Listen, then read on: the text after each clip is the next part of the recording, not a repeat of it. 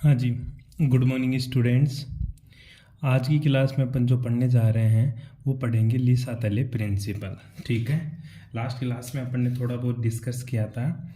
क्या? एक तो इक्विलिब्रियम के बारे में बताया था मैंने आप लोगों को, साम्यावस्था के बारे में बताया था, और इसके अलावा अपन ने क्या बात करी थी, एक द्रव अनुपाती क्रिया नियम, लॉ ऑफ मास एक्शन। ठीक है, वो दोनों ही आपको एग्जाम में पूछेगा। इसके अलावा एक है, ये 2 नंबर का टॉपिक है, ये भी बहुत बार पूछा हुआ है एग्जाम में। क्या नाम है? ली-सातले का सिद्धांत। अब ली-सातले का सिद्धांत क्या है, इसको समझने के पहले अपन सबसे पहले एक तो क्या ले लेते हैं, रिएक्टेंट। क्या लिया अपन ने? रिएक्टेंट। और दूसरा अपन क्या लेते हैं बेटा जी, प्रोडक्ट। ठीक है, तो रिएक्टेंट और प्रोडक्ट दोनों क्या है, साम्य में है। क्या है? साम्य में है। जैसा मैं बोल रहा हूँ वैसा ही तेरे को लिख के आना कॉपी में। इक्विलिब्रियम में है। आप ध्यान दें, ली-सातले ने इक्विलिब्रियम को प्रभावित करने वाले कारकों का अध्ययन किया। ठीक है, according to Le Chatelier principle, the factor affecting of equilibrium constant. Equilibrium constant को क्या क्या चीज़ें इफेक्ट करती हैं, प्रभावित करने वाले कौन कौन से मेरे कारक हैं। ठीक है, मतलब इक्विलिब्रियम को प्रभावित करने वाले कौन कौन से कारक हैं, उनका किसने अध्ययन किया? ली-सातले ने। अब कौन कौन से कारक हैं उनको समझते हैं अपन एक एक करके। सबसे पहला जो कारक बताया इसने, वो बताया बेटा जी, एक था ताप का प्रभाव। किसका प्रभाव? ताप का प्रभाव। किसका प्रभाव? ताप का प्रभाव, मतलब टेम्परेचर से कैसे मेरे इक्विलिब्रियम कांस्टेंट प्रभावित होता है। दूसरा जो इसने सिद्धांत दिया वो बताया बेटा, दाब का प्रभाव। किसका? दाब का प्रभाव, कि दाब का क्या प्रभाव पड़ता है इक्विलिब्रियम कांस्टेंट पे। तीसरा इसने बताया सांद्रता। ठीक है, किसका? सांद्रता, मतलब सांद्रता, रिएक्टेंट की सांद्रता और प्रोडक्ट की सांद्रता, क्रियाकारक की सांद्रता से साम्य स्थिरांक पर क्या प्रभाव पड़ता है, और उत्पाद की सांद्रता मतलब प्रोडक्ट की सांद्रता से क्रियाकारक इस रेट ऑफ इक्विलिब्रियम कांस्टेंट पर क्या प्रभाव पड़ता है। चौथी जो बात बताई इसने वो बताया बेटा उत्प्रेरक। क्या है? उत्प्रेरक, जिसको इंग्लिश में क्या बोलेंगे अपन? कैटलिस्ट। क्या बोलेगा इसको? कैटलिस्ट। तो ली-सातले के 4 बेटे थे, कौन कौन सा? एक तो तापमान, दूसरा दाब, तीसरा सांद्रता और चौथा उत्प्रेरक। मतलब टेम्परेचर का इफेक्ट है, प्रेशर का इफेक्ट, कंसंट्रेशन का इफेक्ट और उत्प्रेरक का इफेक्ट है। क्या पड़ता है उसके बारे में इसने बताया जी। बैठ गई बात समझ में? अब एक एक का प्रभाव पड़ता है अपन, तो तू लिखेगा क्या?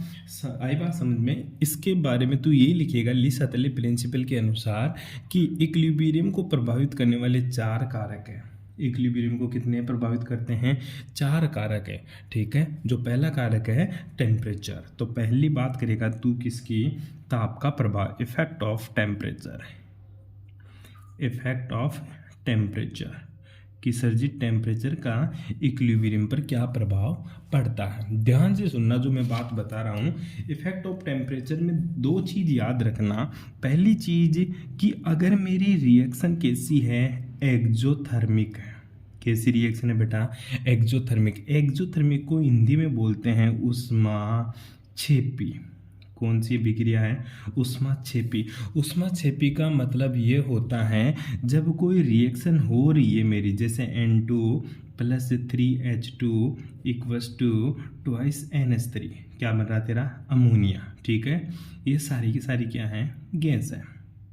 ठीक है, इस अभिक्रिया में कुछ एनर्जी रिलीज होती है। कुछ एनर्जी क्या होती है बेटा? रिलीज होती है, जिसको डेल्टा H बोलेंगे। क्या बोलेंगे? Delta H। ये क्या होते हैं? एंथैल्पी होती है। क्या होती है बेटा जी? एंथैल्पी। इंग्लिश में भी इसको एंथैल्पी बोला करते हैं। जब इस अभिक्रिया में ऊष्मा उत्सर्जित होती है, मतलब यह अभिक्रिया एक मेरी कैसी अभिक्रिया है? ऊष्माक्षेपी अभिक्रिया। कैसी है बेटा जी? ऊष्माक्षेपी। इस अभिक्रिया में अगर मैं टेम्परेचर बढ़ाता हूँ, इस अभिक्रिया को एक बीकर में डाल दिया मैंने, जिसमें N2 3H2 डाल दिया, अगर मैं उसको गर्म कर रहा हूँ, इसके ऊपर रखा, उसको हीट करने लग गया, अगर टेम्परेचर बढ़ाता हूँ तो रेट ऑफ रिएक्शन तो इक्विलिब्रियम जो कांस्टेंट होता है, जो तेरा साम्य स्थिरांक होता है, ये हमेशा कहाँ? पश्च से कहाँ? बैकवर्ड डायरेक्शन में। कौन सी दिशा में बेटा जी? बैकवर्ड डायरेक्शन में शिफ्ट होता है। आई बात समझ में? टेम्परेचर बढ़ाने पर कैसी अभिक्रिया का? ऊष्माक्षेपी अभिक्रिया का तापमान बढ़ाने पर इक्विलिब्रियम कांस्टेंट साम्य स्थिरांक पश्चिमी दिशा में, कौन सी दिशा में बेटा जी? पश्चिमी दिशा में शिफ्ट होता है। आई बात समझ में? मतलब इस अभिक्रिया का अगर टेम्परेचर बढ़ाएगा तो इक्विलिब्रियम बैकवर्ड डायरेक्शन में शिफ्ट हो जाएगा तेरा। बैठ गई बात समझ में? कोई प्रॉब्लम? अरे कोई दिक्कत है? आई बात समझ में? जैसे N2+3H2 = 2NH3, कोई दिक्कत नहीं है। ठीक है, इसी प्रकार अगर मैं दूसरी रिएक्शन की बात करूं, कौन सी? जैसे N2+O2, एक मेरी रिएक्शन है, इससे क्या बन रहा है? 2NO। क्या बन रहा है बेटा जी? 2NO। तो इस अभिक्रिया में क्या होती है? हीट का अब्जॉर्प्शन होता है। इसको तो ऐसे भी लिख सकता है या फिर इसको ऐसा भी लिख सकता है, तो N2+O2 जब दोनों को रखा और थोड़ी सी इसको एंथैल्पी दिया तो क्या बन गया? 2NO प्रोडक्ट बन गया। ये अभिक्रिया मेरी कौन सी अभिक्रिया है? ऊष्माशोषी। कौन सी अभिक्रिया है बेटा? ऊष्माशोषी। जो ऊष्माशोषी होती है इसको एंडोथर्मिक बोलते हैं। क्या बोलते हैं? एंडोथर्मिक। तो ध्यान दे, इस अभिक्रिया को होने के लिए हीट की रिक्वायरमेंट है। और हीट कहाँ से मिलेगी? टेम्परेचर बढ़ाने पर। तो ध्यान देना, यदि रिएक्शन मेरी एंडोथर्मिक है, कौन सी है? एंडोथर्मिक। कौन सी रिएक्शन है? एंडोथर्मिक रिएक्शन के लिए जो टेम्परेचर बढ़ाएगा तो इक्विलिब्रियम कौन सी दिशा में शिफ्ट होगा? तो सर जी, जो मेरा इक्विलिब्रियम है, कौन सा? इक्विलिब्रियम कांस्टेंट, मतलब साम्य स्थिरांक हमेशा ही अग्र दिशा में शिफ्ट होगा। कौन सी दिशा में बेटा? अग्र दिशा में। इंग्लिश में इसको बोलेगा फॉरवर्ड डायरेक्शन। कौन सी डायरेक्शन? Forward direction. तो मोटा मोटी क्या समझा तू? एक्सोथर्मिक रिएक्शंस का तापमान बढ़ाने पर इक्विलिब्रियम बैकवर्ड डायरेक्शन में शिफ्ट होता है और एंडोथर्मिक रिएक्शन का टेम्परेचर बढ़ाने पर इक्विलिब्रियम फॉरवर्ड डायरेक्शन में शिफ्ट होता है। ये लीसा तले का पहला पुत्र था, इसका नाम था टेम्परेचर। दूसरा पुत्र कौन था बेटा जी? इसका दूसरा जो बेटा था वो था इफेक्ट ऑफ प्रेशर। कौन सा? Effect of pressure. कि प्रेशर का इक्विलिब्रियम कांस्टेंट पर क्या प्रभाव पड़ता है। ध्यान दे, इसको भी मैं एक छोटे से एग्जांपल से बताता हूँ। पहले से इसकी थ्योरी याद कर ले। थ्योरी यही है कि यदि किसी अभिक्रिया में क्रियाकारकों की संख्या ज़्यादा, किसकी बेटा जी? क्रियाकारकों की संख्या ज़्यादा, क्रियाकारकों की संख्या क्या हो? अगर ज्यादा हो, किससे? उत्पाद की संख्या से। ध्यान से देख ले, यदि किसी अभिक्रिया में क्रियाकारकों की संख्या ज्यादा हो उत्पाद की संख्या से, तो ऐसी अभिक्रिया का प्रेशर बढ़ाने पर उसका जो इक्विलिब्रियम कांस्टेंट है, कौन सा? इक्विलिब्रियम कांस्टेंट हमेशा ही फॉरवर्ड डायरेक्शन में, कौन सी डायरेक्शन में बेटा? फॉरवर्ड डायरेक्शन में शिफ्ट होगा। ध्यान दे, क्रियाकारकों की संख्या ज़्यादा और उत्पाद की संख्या कम हो तो प्रेशर बढ़ाने पर इक्विलिब्रियम कांस्टेंट हमेशा फॉरवर्ड डायरेक्शन में शिफ्ट होगा। आई बात समझ में? अरे जिधर ज़्यादा नंबर्स होंगे उधर प्रेशर लगाएंगे तो वो कम नंबर्स की तरफ मूव करेगा। फॉर एग्जाम्पल बात करूँ, जैसे मैं N2+3H2 = ये जाए मेरा 2NH3। ठीक है, तो ध्यान दे, इधर नाइट्रोजन की कितनी मोल है? सर जी 1। कितना है? 1। तो 1 प्लस हाइड्रोजन की कितने मोल? 3। टोटल कितने बेटा जी?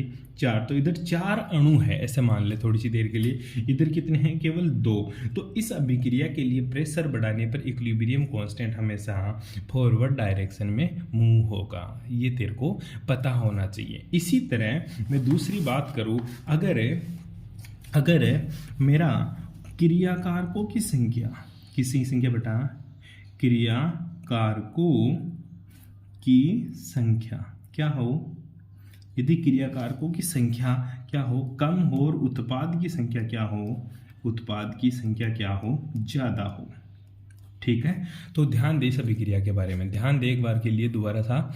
यदि numbers of reactant is less than to number of product that type of reactions, अगर इस रिएक्शंस की बात करें जिसमें नंबर ऑफ रिएक्टेंट्स कम हो और नंबर ऑफ प्रोडक्ट्स ज़्यादा हो, तो इस रिएक्शन का एक छोटा सा एग्जाम्पल जैसे PCl5 लिया, तो इसको मैं तोड़ूंगा तो क्या बन जाएगा बेटा जी, PCl3 प्लस Cl2। तो इधर नंबर ऑफ मॉलिक्यूल्स 1 है, इधर number of molecules 1 plus 1, total कितना हो गया बेटा जी, 2 है। तो यहाँ पे उत्पाद की संख्या ज़्यादा है, क्रियाकारकों की संख्या क्या है, कम है। तो इस अभिक्रिया के लिए अगर तू प्रेशर बढ़ाएगा तो जो इक्विलिब्रियम कांस्टेंट है, जो तेरा इक्विलिब्रियम कांस्टेंट है, वो कहाँ शिफ्ट हो जाएगा बेटा जी, बैकवर्ड डायरेक्शन में शिफ्ट हो जाएगा। कौन सी डायरेक्शन में, बैकवर्ड डायरेक्शन में शिफ्ट हो जाएगा, मतलब पश्चिम दिशा में मूव कर जाएगा। अच्छा सर एक बात बता, तीसरी कंडीशन, यदि मेरे नंबर ऑफ रिएक्टेंट्स बराबर हो जाए नंबर ऑफ प्रोडक्ट्स, ठीक है।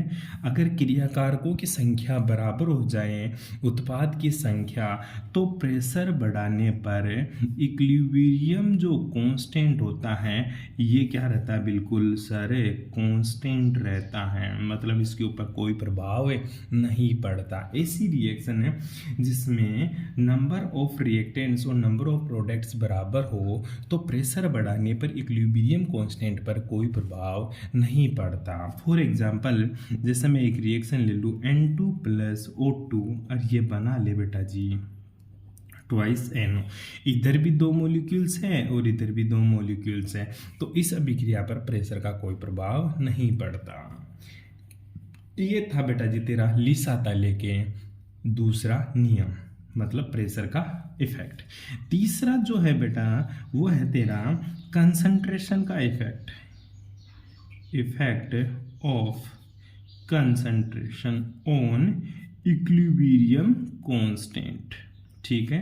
साम्य अवस्था पर या साम्य स्थिरांक पर कंसंट्रेशन मतलब सांद्रता का प्रभाव, सांद्रता का प्रभाव ध्यान से देख बेटा एक बार के लिए। जैसे मेरी कोई रिएक्शन है, ए कोई रिएक्टेंट है और ये मेरा बी क्या है, कोई प्रोडक्ट है। तो ध्यान से देखना बेटा जी, रिएक्शन में अगर पहली कंडीशन है इफ कंसंट्रेशन ऑफ रिएक्टेंट अगर तू इंक्रीज करेगा तो तेरा जो इक्विलिब्रियम कांस्टेंट है ये कहाँ जाएगा बेटा जी, फॉरवर्ड डायरेक्शन में जाएगा। कौन सी डायरेक्शन में, फॉरवर्ड। ध्यान दे अगर क्रियाकारक की सांद्रता बढ़ाते हैं तो साम्य स्थिरांक अग्र दिशा में मूव होता है, ठीक है। इसी तरह दूसरी बात है if concentration of product increase करता है तो जो इक्विलिब्रियम कांस्टेंट है तेरा वो कहाँ मूव करेगा, बैकवर्ड डायरेक्शन में मूव करेगा, पश्चिम दिशा में जाएगा। बैठ गई बात समझ में। तो सीधी सी बात है, अगर इसकी कंसंट्रेशन बढ़ाएगा रिएक्टेंट की तो इधर मूव हो जाएगा, इसकी कंसंट्रेशन बढ़ाएगा तो इधर मूव हो जाएगा, कोई प्रभाव, कोई ज़्यादा बड़ी बात नहीं है, ठीक है। तीसरा हो गया। चौथा जो कि बहुत ज़्यादा इम्पोर्टेंट है उसका नाम है इफेक्ट ऑफ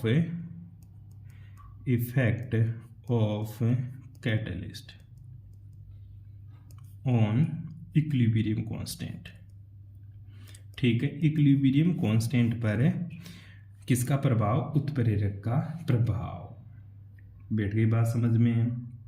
पहली चीज तू कैटलिस्ट के बारे में समझ ले एक बार। कैटलिस्ट होता क्या है, कैटलिस्ट बेटा जी वो होता है जो रेट ऑफ रिएक्शन में तो क्या करे, रेट ऑफ रिएक्शन में यानी रिएक्शन में तो पार्टिसिपेट करे। किस में पार्टिसिपेट करे बेटा, सर जी ये रिएक्शन में पार्टिसिपेट करे, रिएक्शन में अपना योगदान दे। क्या दे बेटा, योगदान दे, लेकिन कंसंट्रेशन को प्रभावित नहीं करता ये। रिएक्टेंट जैसा होता है वो वैसा का वैसा बाहर निकल आता है।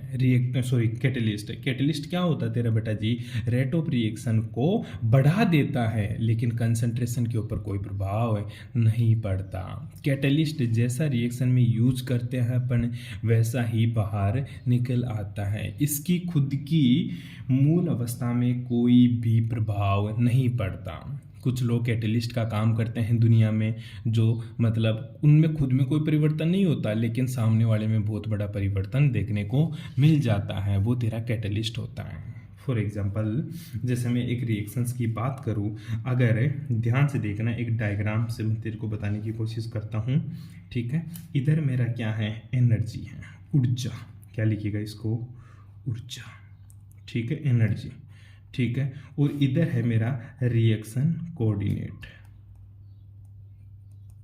ठीक है। रिएक्शन कोऑर्डिनेट का मतलब होता है बेटा अभिक्रिया निर्देशांक। क्या होता है, अभिक्रिया निर्देशांक। सबसे पहले मेरे रिएक्टेंट ये था, इसकी एनर्जी यहाँ थी, रिएक्टेंट की एनर्जी ये थी। अब रिएक्टेंट से मेरे को प्रोडक्ट बनाना है, क्या बनाना है, प्रोडक्ट। तो ध्यान दे, सबसे पहले रिएक्टेंट अपनी एनर्जी को बढ़ाते हैं, क्या करते हैं बेटा जी, अपनी एनर्जी को बढ़ाते हैं। तो यहाँ चला गया, यहाँ जाते ही कौन सी स्टेट आ जाती है, इंटरमीडिएट ट्रांजिशन स्टेट आ जाती है। कौन सी स्टेट आ गई बेटा, ट्रांजिशन स्टेट। ऐसी अवस्था जिसमें कोई क्रियाकारक किस में बदल जाए बेटा, उत्पाद में बदल जाए। किस में बदल जाए बेटा जी, उत्पाद में। ये क्या है तेरा, उत्पाद मतलब प्रोडक्ट, और ये क्या है तेरा, क्रियाकारक, ठीक है। तो सर जी ध्यान से देखना बेटा जी, एक चीज़ मैं तेरे को बताता हूँ, ठीक है। ये जो एनर्जी है, ये एनर्जी पे रियल लगा दिया मैंने, ठीक है। ये जो एनर्जी है यहाँ से यहाँ तक की, ये कौन सी है बेटा, एक्टिवेशन एनर्जी, जिसको हिंदी में क्या बोलेगा, सक्रियण ऊर्जा। कौन सी ऊर्जा है बेटा, सक्रियण ऊर्जा,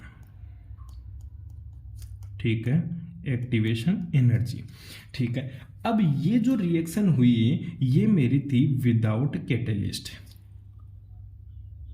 क्या बेटा जी, विदाउट कैटेलिस्ट, ठीक है। अब मैंने क्या किया, ये रिएक्शन पहले 10-15 मिनट में संपन्न हो रही थी, अब मैंने इसमें कैटेलिस्ट डाल दिया। क्या डाल दिया बेटा, कैटेलिस्ट। तो कैटेलिस्ट डालते ही ये रिएक्शन कैसे होती है, ध्यान से देख बेटा। जैसे ही मैंने कैटेलिस्ट डाला, ये रिएक्शन मेरी 5 मिनट में ही कंप्लीट हो गई।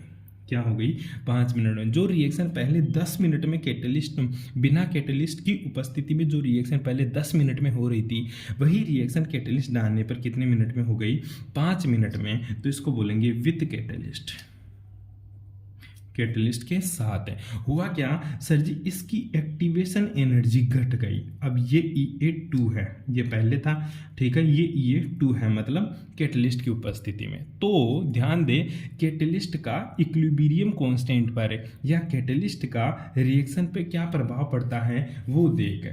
ध्यान दे, उत्प्रेरक अभिक्रिया की सांद्रता को प्रभावित नहीं करता, उत्प्रेरक अभिक्रिया के वेग को प्रभावित करके साम्य को जल्दी स्थापित करने का काम करता है। कैटेलिस्ट का रिएक्शन पे क्या प्रभाव पड़ता है, ध्यान से देखना। कैटेलिस्ट का कंसंट्रेशन ऑफ रिएक्टेंट्स पे कोई इफेक्ट नहीं पड़ता, बट कैटेलिस्ट क्या करता है, रेट ऑफ रिएक्शन को फास्ट करके इक्विलिब्रियम को बहुत ही फास्ट स्टेबलाइज करता है। क्यों, क्योंकि इक्विलिब्रियम, कैटेलिस्ट काम क्या करता है, कैटेलिस्ट किसी भी रिएक्शन के सक्रियण ऊर्जा को घटा देता है। कैटेलिस्ट क्या काम करता है, कैटेलिस्ट किसी भी अभिक्रिया की एक्टिवेशन एनर्जी को घटा देता है। ध्यान दे, पहले EA1 देख कितनी एक्टिवेशन एनर्जी थी, अब बहुत ही कम एक्टिवेशन एनर्जी है, और दूसरा पाथ फॉलो करवा देता है। आई बात समझ में। एक तो इधर से गाड़ी लेकर जाएगा, तेरे को बहुत टाइम लग जाएगा, एक इधर से जाएगा तो जल्दी पहुंच जाएगा। क्यों, क्योंकि कैटेलिस्ट ने क्या कर दिया, एक्टिवेशन एनर्जी को कम कर दिया। तो मोटा मोटी बात क्या लिखेगा, catalyst are effect the rate of reaction does not affect the concentration of reactants, ठीक है। Catalyst provide a alternate path for a reaction. बैठ गई बात समझ में। Catalyst decrease the activation energy of reactants. ये बात है कैटेलिस्ट के बारे में बताएगा तू। आई बात समझ में। तो इस टॉपिक को यहीं खत्म करते हैं अपन। ध्यान दे, अपन ने लीसा तले का प्रिंसिपल पढ़ा। लीसा तले के अनुसार साम्य को प्रभावित करने वाले 4 कारक हैं, या ऐसे भी याद रख ले इसको, लीसा तले के 4 बेटे थे, तापमान, दाब, सांद्रता और उत्प्रेरक, और उनका इफेक्ट अपन ने पढ़ लिया। आई बात समझ में? बाकी की बातें करेंगे नेक्स्ट क्लास में। Thanks for corporation.